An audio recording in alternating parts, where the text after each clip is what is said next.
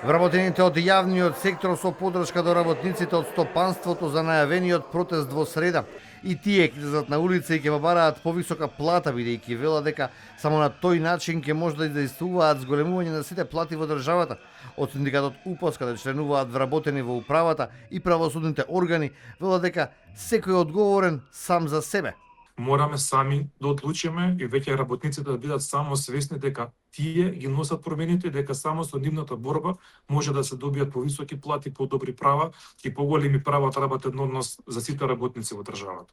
Секогаш не прашуваат, ама како успеваат тоа вашите колеги од Грција, како колегите од Франција. Многу едноставно. Синдикатот повикува, граѓаните и работниците излегуваат.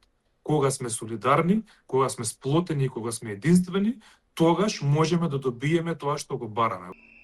Од УПОС велат дека по објавувањето дека на 28 ќе има голем протест, па се до денеска од властите не добиле никаков повик за средба. Како и да е, синдикалците велат дека простор за ценкање нема. Постои ли простор за ценкање ако не може 600, дали ќе се задоволите со 550 евра зголемување на останатите плати? Може да се ценкаме за 650 или 700, за ништо под 600.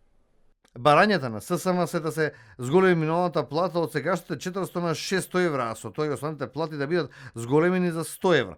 Протестот започнува во среда, во 17 часот пред зградата на Сојузот на синдикати на Македонија, па работниците ќе се движат по главните булевари каде пред влезот на Стопанската комора ќе ги испратат своите барања до работодавачите и на крај маршот ќе заврши на Илинденска број 2, каде синдикалните лидери ќе им порачаат на властите дека работниците заслужуваат достоинствени плати.